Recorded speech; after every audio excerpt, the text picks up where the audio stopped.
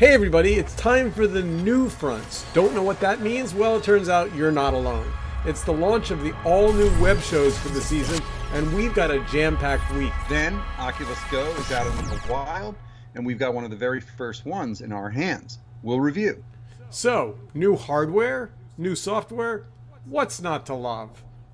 Not much. I'm Gene DeRose. And I'm Steve Rosenbaum, and this is Future Forward. Let's engage. So, Gene, do you think I should just do the whole show like this? What do you think? Yes, I like it. Yeah, we'll get to that in a moment. It's a little geeky, I admit. But before we get to Oculus Go and the NewFronts, we're going to do our trademark loving and hating. And I know that you've got a strong one this week. Yeah, and it's always messing with the form and format. It's doubling up on one product, which is Instagram, which I'm both loving and hating this week. So first of all, loving. Instagram is maturing. Some of this has to do with something we'll talk about, which is that they've skinned Snapchat of some of its benefits and maybe turning them into dust. But what I have loved recently is the curation that's coming out of Instagram. I think it's a kind of maturation of the app as a visual curation source. And what I mean by that is a lot of not my friends as much as companies, institutions, people I don't even know. I would point you to a few just as something worth taking a look at. They're getting huge numbers of users. NASA is a good example. The Smithsonian. There's a travel-ish kind of identity called EarthPix. And there's one that I would really point you to called If You High, which is a collection of odd short videos from all over the place. So that's loving. Now, unfortunately, I'm really, really hating every time I open up Instagram because they're starting to play games with my feed. Every time you open it and reopen it, they reshuffle the order. You know, it's a little thing that happens also with Facebook. I just want to see my posts that I'm supposed to receive in the order that they come. The worst version of this is that sometimes you can't find things all of a sudden because the time stamping is a little out of whack. So shame on Instagram, just play it straight. So what you're saying is Instagram is going, we're smarter than you are. We know what you really want to see. Yeah, and the suspicion, which you couldn't pay me money to say anything other than, is that it has to do with advertising and reconfiguring your feed. And I will say this, the ads that they insert are not so bad. They really tend to have a visual appeal and everything else, but they're doing something that just messes with me. And I just want to see things in order. All right. So we're going to put Instagram on notice. Gene loves you, but he hates you too. That's right. That's right. All right, so let's just jump right into the NewFronts. Have you ever gone to any of those big NewFront boondoggle events?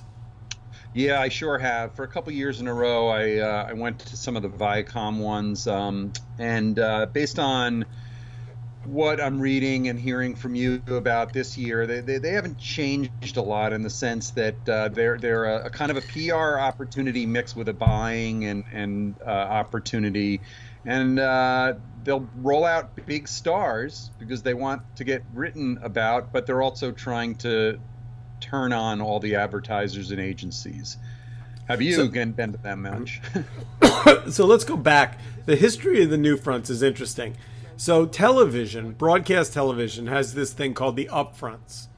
Yep. And it's this red-hot auction environment where all the networks announce their new shows and all the media buyers just throw money, just go nuts and throw money at them. And the reason is because broadcasting has limited inventory. So if you can't get that 30-second spot on the hot new show of the fall, you're shit out of luck. That's right, and it's go on. The problem is the web's trying to impersonate the upfronts with the NewFronts, but there is no shortage of inventory.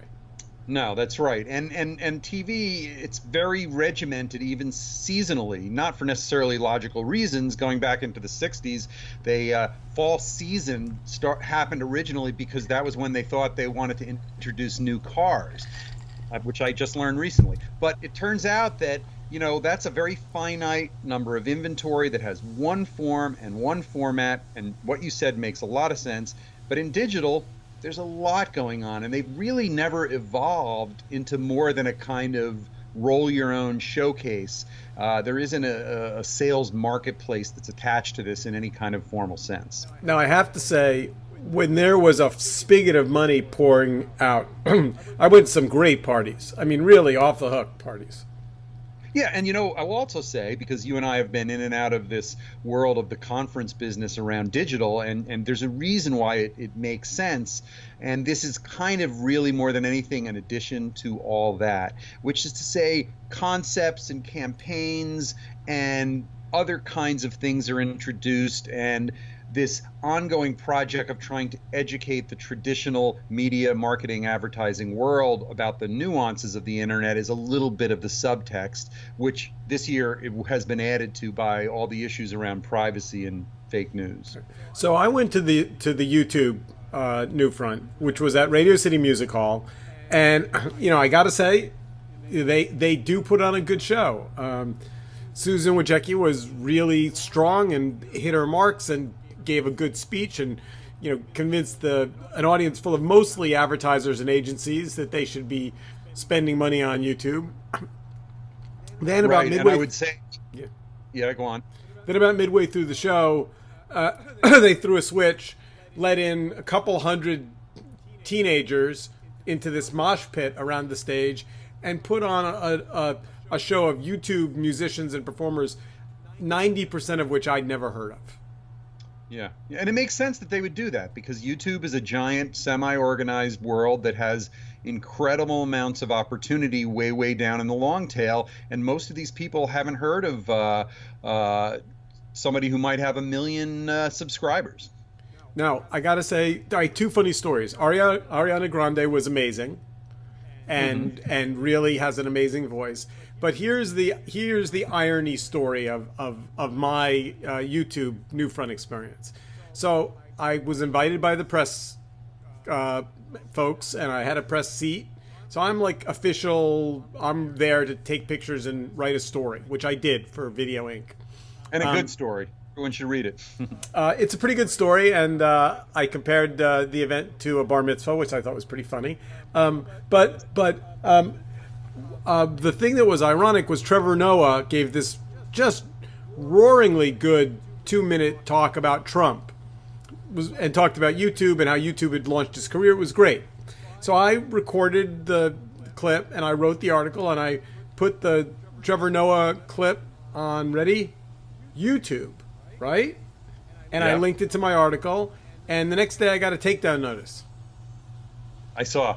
from Trevor Noah. It's unbelievable. Or some agency working on behalf of Trevor Noah. Well, there's a little bit going on there. He's paid to do it probably, or was invited and did it because he's thankful of the help they gave him. But I'm sure it's in deep conflict with his Viacom contract for Comedy Central contract, and so they're probably not allowed to laugh as a member of the public at him except through there. So I'm not sure, actually. I think my guess is that they'll rescind it. A, because I'm a news person. B, because YouTube invited him and YouTube invited the press. And there's definitely, but what's interesting is here's YouTube putting up a clip of their event and having it be taken down and they can't get it put back up. It is no small amount of irony there. Yeah. All right. So other news, though, out of the NewFronts, and there was a fairly significant amount. Digiday wrote a good piece about kind of, how the NewFronts was supposed to be the antithesis of the upfronts and have now kind of turned into another. I mean, they've become a much more conventional media event. Yeah. Maybe that's the maturing of web video. I don't know. But there was I would say, one hot trend this year, and it didn't get a lot of coverage. And that is the number of people announcing Twitter exclusive video packages. I mean, Twitter could end up being the web video distributor of the next chapter. And that, I think, was not expected. Well, I think that when you look at the set of stories, and Twitter fills one category, and I think they all have to do with a maturation of digital video and settling into kind of forms and formats and sectors and form factors in a way that actually isn't just experimental. And by that I mean, Twitter is the real-time update world, and live events, music in terms of things like concerts, news, sports, gaming. These are all really, they have an immediacy and a live broadcast event aspect that plays right into Twitter, really well. But then there's some other ones which we'll get to in a few minutes. And I actually think that kudos to Twitter for putting these together. At first I wondered, why would did they pay some of these guys to do these deals with them? What is the exact nature of it? But a lot of them are right in line with what Twitter can deliver as value to an MSNBC or an ESPN. Yeah, so they announced 30 deals, either renewed deals or new deals, which is all, the idea of Twitter as a program entity, I don't know the answer to your question. It's a good question. Maybe one of our listeners can ping us and let us know if they know the inner workings of the Twitter media deals. My guess is some are paid, some not, would be my guess. But unlike Facebook or Google, I don't think Twitter's handing out bags of cash.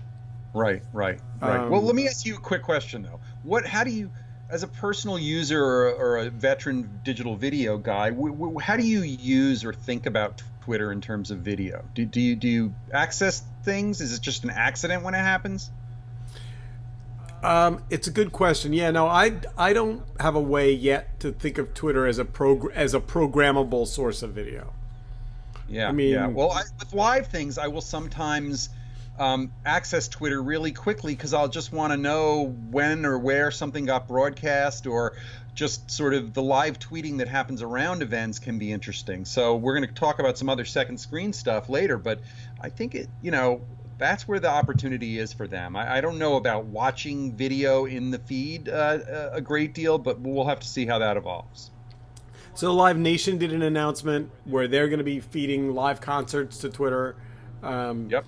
Hearst Magazines did an announcement. Viacom did an announcement. BuzzFeed, Vice, Oath, of course. It's almost as if, it raises an interesting question about YouTube versus Twitter. If it might be that Twitter is more inherently shareable and discoverable than YouTube is. Look. Yeah. Yep. I think it has a lot to do with, there's two things about Twitter I think that are key, and it's not the 140 characters. It's one, the real-time nature of it, and it's and it's second, that Twitter is the connective tissue and the very center of the nervous system of the internet. It really is. And all media players, all journalists, you and I remember 20 years ago when the New York Times had to decide if they were going to break stories in their paper the way they always have, or did they have to post something to the website? Today, there's no question. You post a tweet really fast when you've got a breaking story that you've got the lead on. There's no other way things are done. So they're connected to the lifeblood of real time in a truly meaningful way. And it's a big challenge to YouTube, how to play in that. Well, and by the way, good transition, because the New York Times had a big NewFront this year, made a lot of announcements, really pushed multi-platform. Interestingly enough, I went looking for an article to share visually, and the only one I could find that was really good reporting on the New York Times was Women's Wear Daily. It's a good article. It is a good article, and it's interesting. So the Times was early on VR. They've been hitting it out of the park on podcasting. They're doing a lot of 360 video, and they're now really starting to, forge into, being on every platform as quickly as possible. And Twitter is definitely a part of that as well, for sure. Yeah, and not just platform, but media and content type. I mean, this is a marker of their big time entry into video, and to me it's very consistent with what we talked about a few weeks ago with Michael Barbaro and the Daily and their podcast initiative. And the point we made at the time was that they're leveraging something that they have in hand that's very powerful: story. And it isn't just story, it's access and the fact that they've written something. I mean, we know the history of video in the film and television industry. It's, what is it that you're optioning? Is it a book? Is it somebody's newspaper story?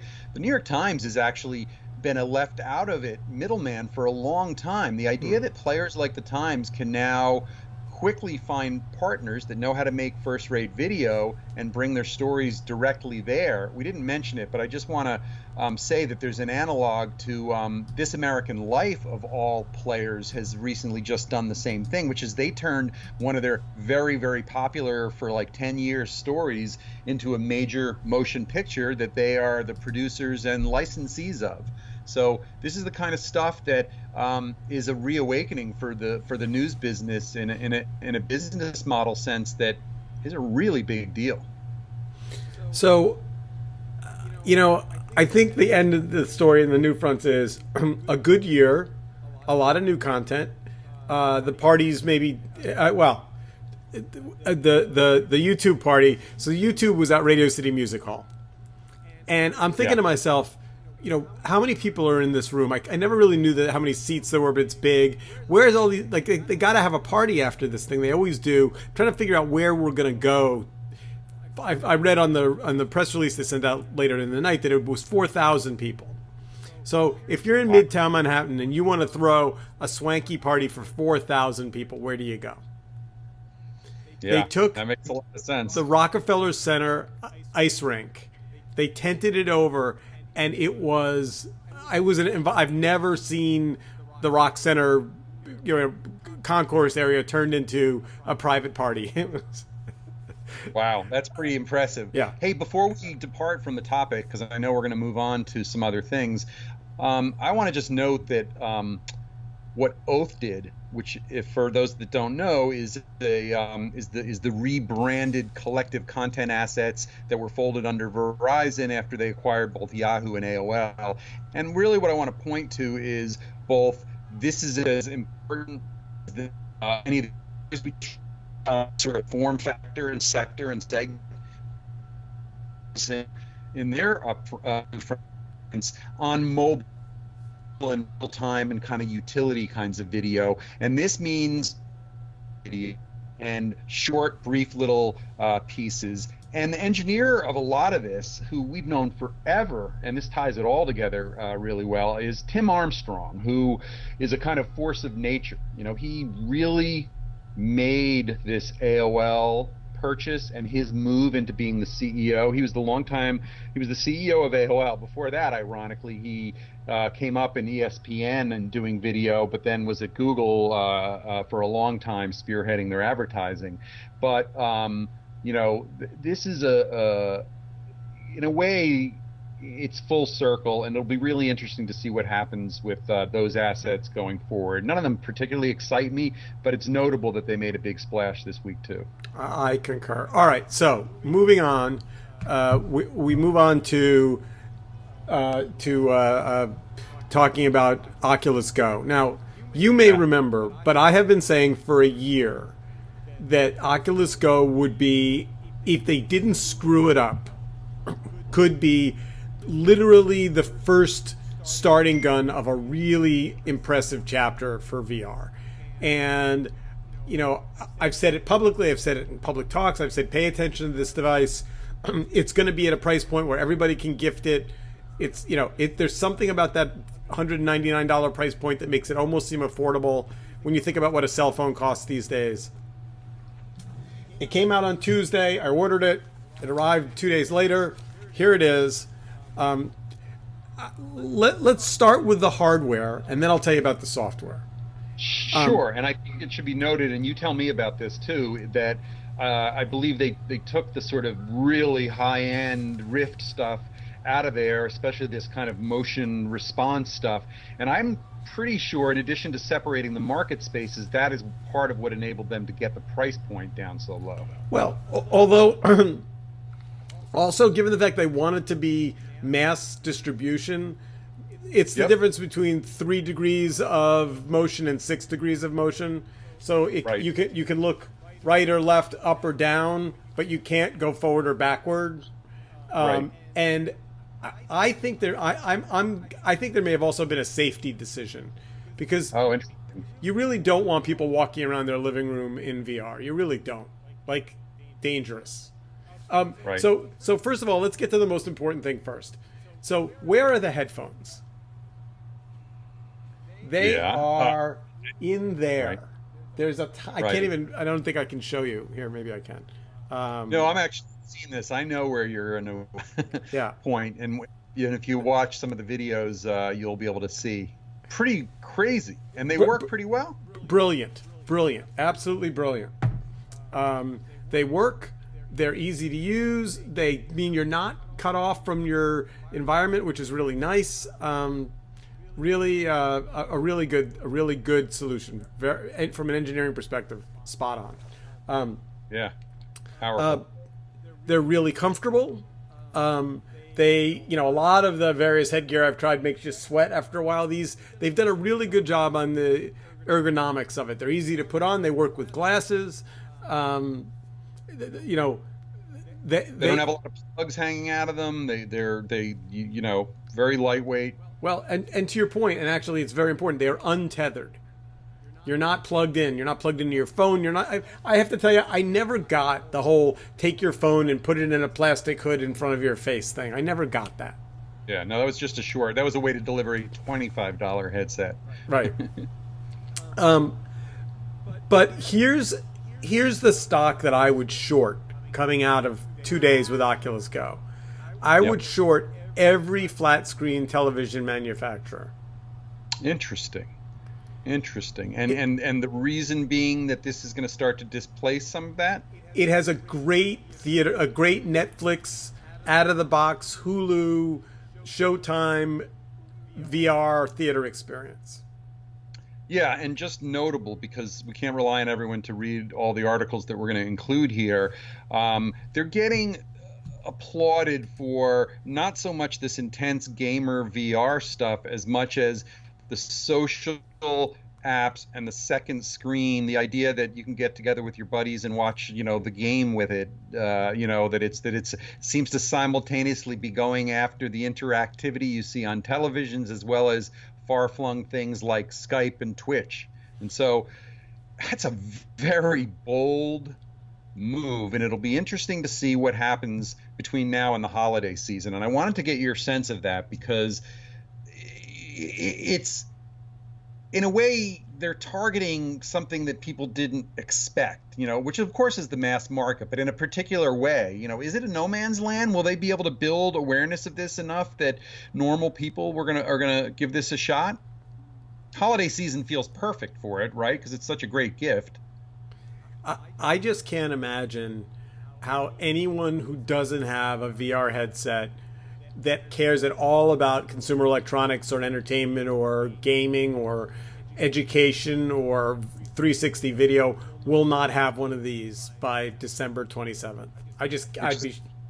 Right, which is to say males, not necessarily females, but we'll see how.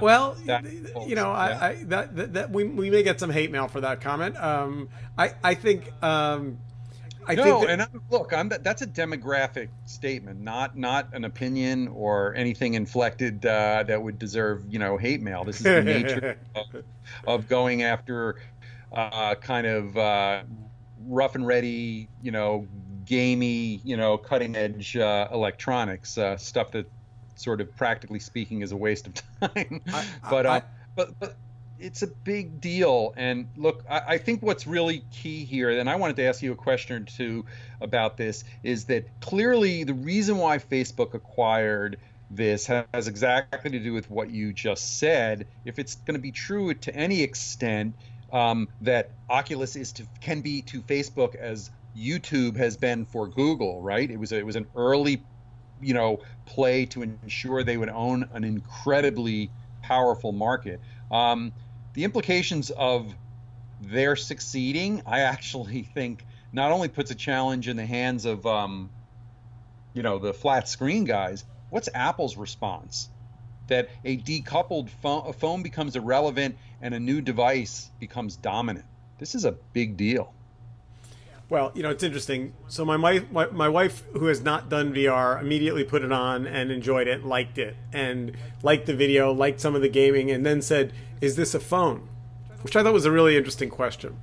I think that's dead on. And some of those social, I don't know if you've used them, but some of the social, I probably miscast it to say second screen too overtly, because a lot of this is about what things like Google Hangouts have enabled, for people to do, to have a phone conversation in video across, international borders and other kinds of things, whether you're watching your home movies together or just chatting. So this is it is something that feels like it's going to have to be advertising powered to get the word out significantly.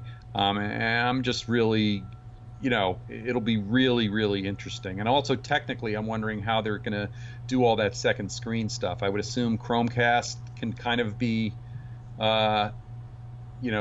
used a little bit, but that is not a Facebook thing, obviously. So when you say second screen, you mean someone who's sitting with you being able to see what you're seeing in VR on their own phone or on a so there is some plug-in, something coming to make it second screen capable, but I think they're going to keep it tied to the phone, would be my guess. Well, bouncing through the phone. What I really mean was, how do you get the TV signal into there without it being specialized through a very specific app? One of the things about Chromecast that's really cool, and the beaming you can do from your iOS devices is it doesn't matter what it is necessarily. As if your TV's equipped, you can, take that little app video and send it to your TV. Will you be able to do that, democratically with something like the Oculus Go? So here's one of the things that our listeners need to know. If you're trying to make a buying decision, the hardcore gamer community is not going to like Oculus Go. Right. They're going to say, and there's a whole debate about 3 degrees of movement versus 6 degrees. What I would say is ignore that. If you're a gamer, you're already on a $600, $1,000 PC / headset setup. This isn't for you. But the social, if you think about what Facebook understands is its gold asset, the thing it has that no one else has, is the ability for me to say to Gene, "Hey Gene, why don't you and I and 2 of our friends either watch a movie together or watch a sports event together or talk about a thing and kind of gather together in some way." And if they get that right, that's a big deal. Yeah, we talked about this a few weeks ago. I noted that I had some kind of somewhat technically Luddite friends with whom I'm dragged into live broadcast socializing, and it tends to happen on instant message and in text message groups that are shared by 3 or 5 or 8 people. It is a powerful and interesting phenomena that would leapfrog into something that's a bleeding edge tech product. So I have been following the news of this, so I knew it was coming. But if you talked to me 2 years ago, I wouldn't have quite understood how all this fits together. And it at least on paper, it sure sounds like a home run. So the last thing I'll say is this: they wanted my credit card really badly when I signed up. Interesting. And I didn't give it to them, and they let me in, but they had to find a skip button and get in without it. The one thing that I think is potentially problematic is the number of free apps or free games or free experiences is somewhat limited, and then you get into their store environment and it's just overwhelming. There's not really a thumbs up or thumbs down, how many people like there isn't a really good way to know. I worry that if I spent $29 or $7.99 on a game or an experience and I didn't like it, that wouldn't have to happen to me many times before I'd be like, okay, this thing's expensive. So I think that finding a good solution, finding either a website that curates Oculus Go apps that you like or something you trust, some kind of an Amazon for apps for them is going to be important. And to me, that's what I went looking for, because I wanted to recommend a couple of things for people to try, and I couldn't without buying them feel confident in doing that on the show today. Well, look, that's such a really important point. Like, to summarize, that products can be so good, but if they don't have certain pieces in place, even somebody as powerful as Facebook can fail. And I tend to think with something like this, there's three issues. One, is there a software and an application behind it? It just described some challenges, and people are not going to just be dropping the money absent exactly the prescription that you asked for. The second is, I mentioned earlier, the marketing and the advertising. How are they going to get the word out to people? It never occurred to me until a second ago, but I suppose using Facebook itself is going to be a pretty darn good channel to do that. But then the third thing is, if it's so socially powered, you need a critical mass of users who are friends and will be social together. Right? How does the dog, wag the tail here if you can't get the right numbers of people to be the other end? As you and I have said many times before and discussed, launching things that are social is very difficult, because you can't, starting with an empty room is very difficult, right? You can't, you gotta magically or through real organic power get something to be catalyzed socially, because you're starting out with less people. So how are they going to do that will be really interesting. And if certain people can participate, if they don't have the headset yet, I don't know how that's going to work. So listeners of this podcast, go out and buy Oculus Go, and then we'll do a VR version of the podcast with all the graphics, where you can slide around, choose your own graphics. You can do. There'll be a little Gene avatar, a Steve avatar. You can change our hat. You can make do that. Anyway, with that fine idea, we are out of time. Gene, yes, sir. Have a fabulous future week, and we'll be back again next week. Future forward. We're going to report on this a lot. This is going to be important to follow up on. So long. Future forward.